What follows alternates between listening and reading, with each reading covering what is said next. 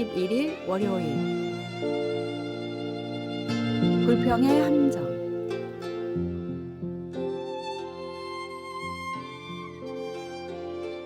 불평에 대한 페르시아 지역의 한 우화입니다. 숲속에서 닭과 쥐 그리고 토끼가 함께 살고 있었습니다. 세 동물은 각자 잘 할 수 있는 일들을 맡아서 했습니다. 토끼는 요리를 하고 쥐는 물을 길어왔고 닭은 땔감을 모았습니다. 그런데 하루는 땔감을 줍는 닭에게 까마귀가 날아와 말했습니다. 바보같이 왜 혼자 가장 힘든 일을 하고 있니? 나라면 땔감을 줍지 않고 편하게 물을 길어올 텐데. 이 말을 들은 닭은 집으로 오자마자 자기 일이 가장 힘들다고 불만을 털어놨습니다. 결국 닭의 제안으로 서로의 담당이 바뀌었는데 나무를 하러 간 토끼는 늑대에게 잡아먹히고 물을 뜨러 간 닭은 부리로 물통을 제대로 들지 못해 물을 길다 빠져서 죽고 말았습니다. 쥐는 부엌에서 기다리다 못해 혼자서 땔감을 구하고 물을 기르려고 하다가 굶어 죽었습니다. 페르시아 사람들은 이 우화를 통해 불평 한마디가 때로는 평지풍파를 일으킨다는 교훈을 가르칩니다. 작가 라이트는 불평과 잔소리를 한마디씩 할 때마다 당신의 가정은 무덤으로 들어가고 있다라고 했습니다. 가정, 직장, 교회, 어디에도 불평과 불만이 쓸모 있는 곳은 단 한 곳도 없습니다. 정말로 어렵고 억울한 상황이 찾아온다 하더라도 불평하기보다는 성령님의 인도하심을 더욱 구하십시오. 오늘의 말씀, 범사에 감사하라. 이것이 그리스도 예수 안에서 너희를 향하신 하나님의 뜻이니라. 오늘의 만나, 불평은 우리 마음과 관계를 망가뜨리며 때로는 더 큰 고통과 혼란을 초래합니다. 어려운 상황 속에서도 불평 대신 성령님의 인도하심을 구하며 주어진 일에 감사하도록 합시다.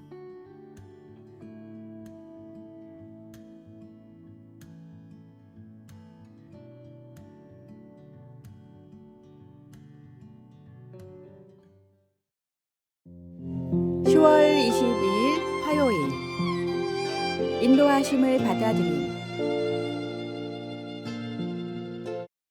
미셀이 아이들에게 승마를 가르치고 있는 마굿간에는 가죽과 귀리 냄새가 진동했습니다. 미셸은 하얀 조랑말의 입을 열어서 이빨 뒤로 재갈을 물리는 방법을 아이들에게 보여주었습니다.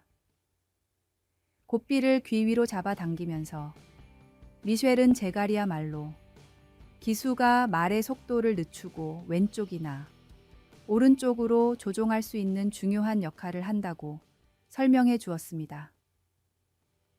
말의 재갈은 사람의 혀처럼 작지만 중요한 일을 합니다. 둘 다 크고 강한 것에 큰 영향력을 미치는 것입니다. 말에게는 재갈이 그렇고 사람이 하는 말에는 혀가 그렇습니다. 사람의 말은 여러 갈래로 흘러갈 수 있습니다. 이것으로 우리가 주 아버지를 찬송하고 또 이것으로 하나님의 형상대로 지음을 받은 사람을 저주하나니. 안타깝게도 성경은 말이 우리 마음에서 나오기 때문에 그것을 제어하기가 매우 어렵다고 경고합니다. 그러나 감사하게도 모든 믿는 자들 안에 거하시는 성령님이 우리가 인내와 양선, 절제 속에서 성장하도록 도와주십니다. 우리가 성령님께 협조할 때 우리의 마음이 변하고 우리의 말도 바뀝니다.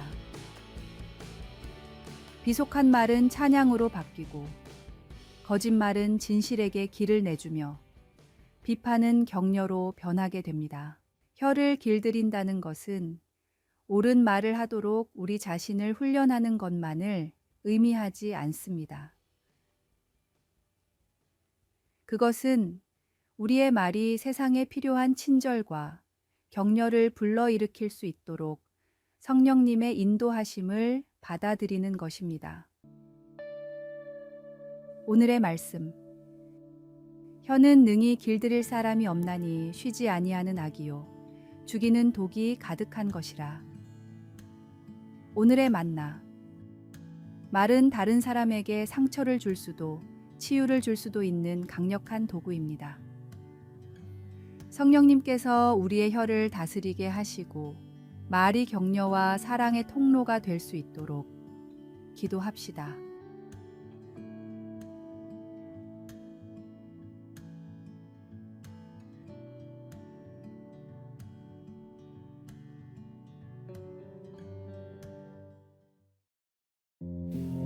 (10월 23일) 수요일. 그림자와 그늘. 카피라이터 정철의 사람 사전에 나오는 구절. 작은 그늘은 그림자라 부른다. 강아지 그림자, 전봇대 그림자. 사람이 들어가 해를 피할 수 있는 크기가 되면 그땐 그늘이라 부른다. 는 참으로 의미심장한 표현입니다. 그림자와 그늘의 차이는 단순한 크기만이 아닙니다.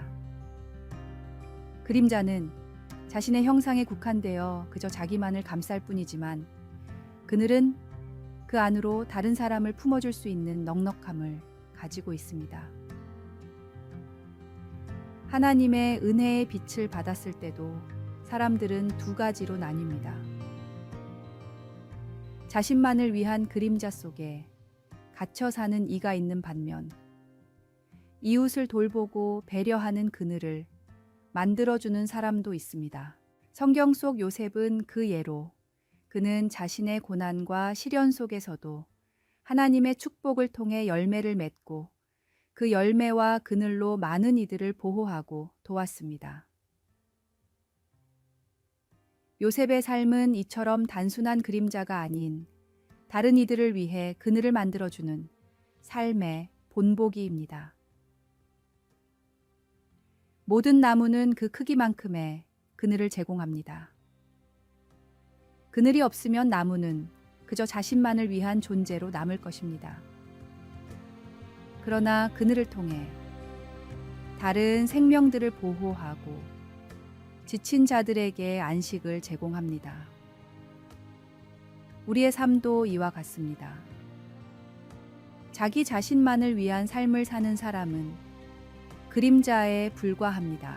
그러나 자신의 재능과 자원, 시간을 남에게 베풀어주는 사람은 그늘을 만들어주는 나무와 같습니다. 하나님은 우리에게 은혜를 주실 때 그 은혜를 나누어 주라고 하십니다. 우리가 가진 것이 무엇이든 그 은혜를 나누는 사람은 큰 그늘을 가진 사람입니다. 배워서 나누고 벌어서 베푸는 사람은 그 삶의 크기만큼의 넉넉한 그늘을 만들어 다른 이들을 보호하고 세워줍니다. 오늘의 말씀. 부재를 좋아하는 자는 풍족하여질 것이요 남을 윤택하게 하는 자는 자기도 윤택하여지리라. 오늘의 만나. 우리 삶의 크기와 영향력은 우리가 얼마나 많은 그늘을 만들 수 있는가에 달려 있습니다. 다른 이들에게 안식과 보호를 줄 수 있는 그늘을 만들어가는 삶을 살아가도록 노력합시다.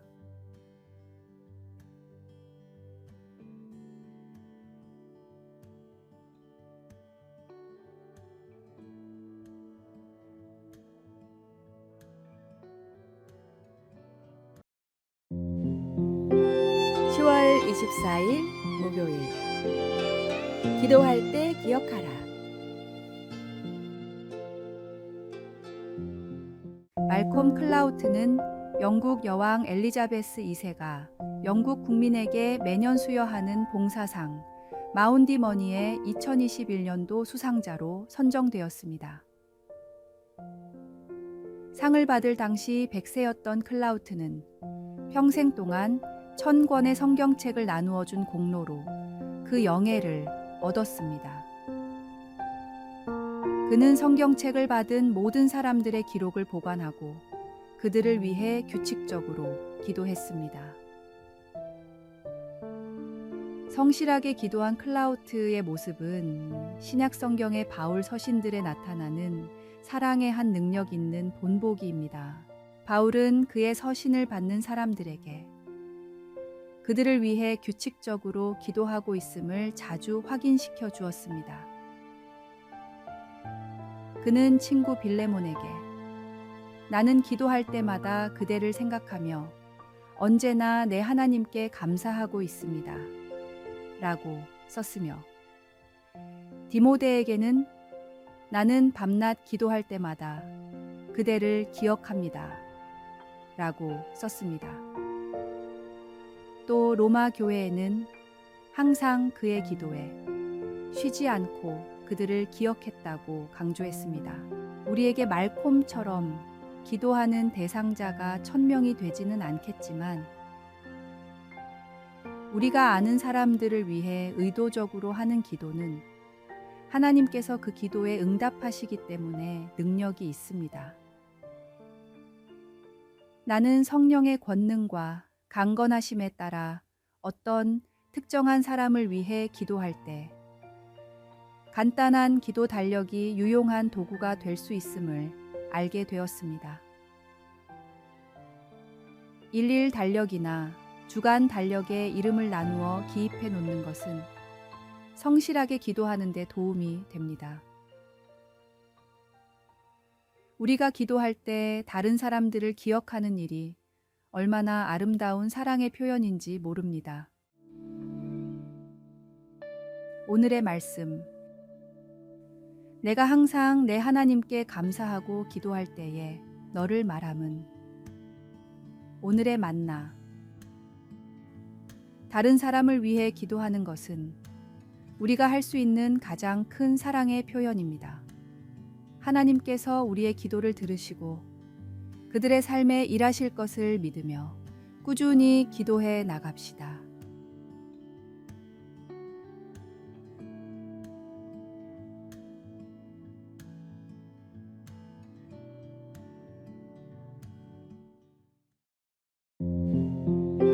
(10월 25일) 금요일 가치 사슬.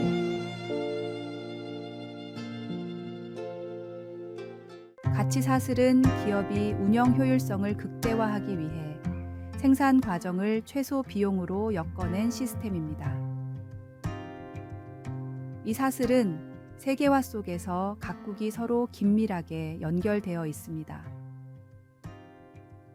하지만 그 사슬의 작은 연결고리에 문제가 생기면서 전 세계 경제에 파급 효과가 미치는 사건들이 발생하기도 합니다.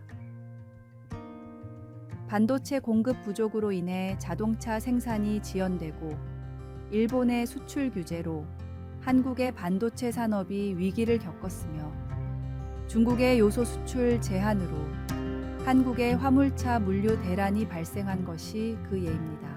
또한 희토류와 식량과 같은 자원이 정치적 수단으로 활용되는 움직임도 나타나고 있습니다. 이 모든 문제의 근원에는 인간의 본성이 자리 잡고 있습니다.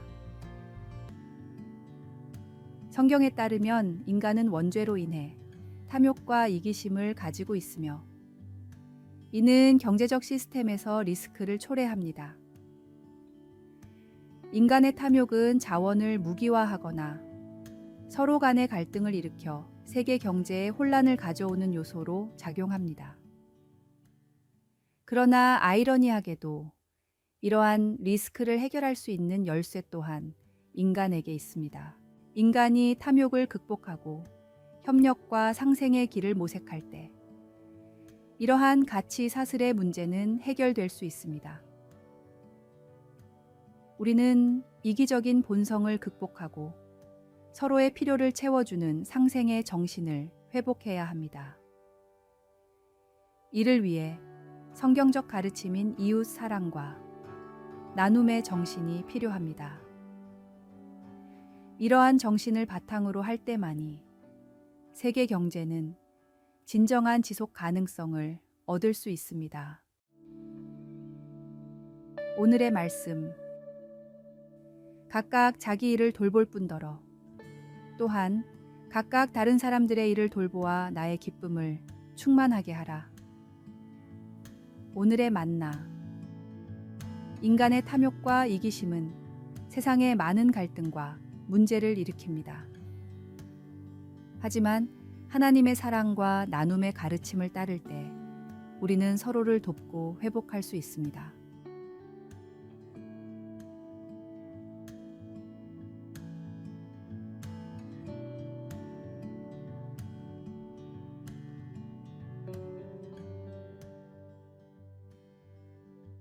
아래의 빨간색 글자 구독을 누르시어 더 많은 전도의 열매를 맺으시기를 기도합니다.